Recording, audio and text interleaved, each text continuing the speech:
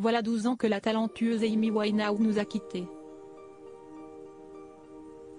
Âgée de seulement 27 ans, la chanteuse britannique avait réussi à marquer les esprits et l'industrie musicale avec sa tessiture de voix si singulière. Le 14 septembre prochain, l'artiste aurait dû célébrer ses 40 ans.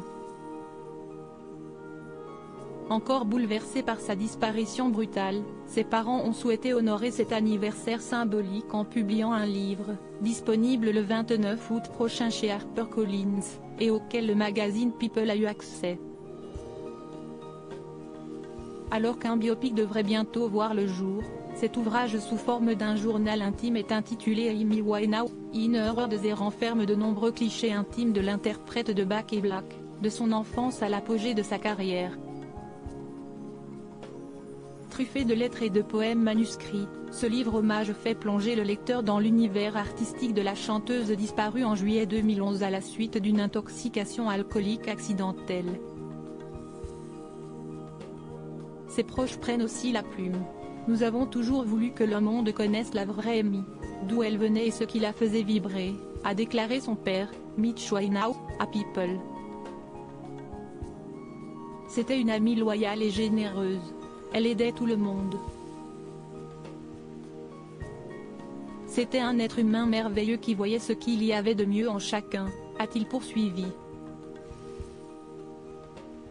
L'hommage des parents d'Amy Winehouse dans la préface du livre, ses parents font l'éloge d'une jeune femme lumineuse et créative. De nombreux artistes parlent de la TNT de la chanson parfaite qui tombe du ciel sur leurs genoux.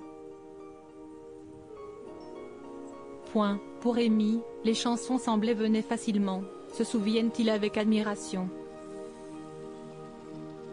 C'était comme si une ampoule s'allumait dans sa tête.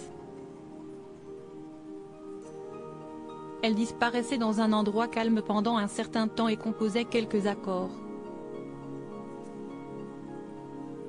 Une chanson émergeait, puis un album entier, raconte-t-il aussi. Mitch et Janice Winehouse, divorcés depuis 1992, évoquent une femme qui sous-estimait ses talents. Elle ne comprenait pas vraiment à quel point elle était brillante.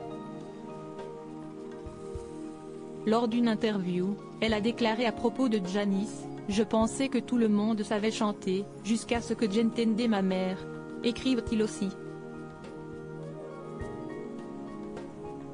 Tous les bénéfices engrangés par les ventes du livre seront reversés à la fondation Amy Winehouse, l'organisation caritative créée par la famille de la chanteuse à sa mort. Désormais ancré aux États-Unis, au Royaume-Uni et dans les Caraïbes, l'organisme vise à sensibiliser les jeunes aux dangers de la drogue et de l'alcool et à soutenir le rétablissement de ceux qui luttent contre l'abus de substances. Crédit photo, GoFINF.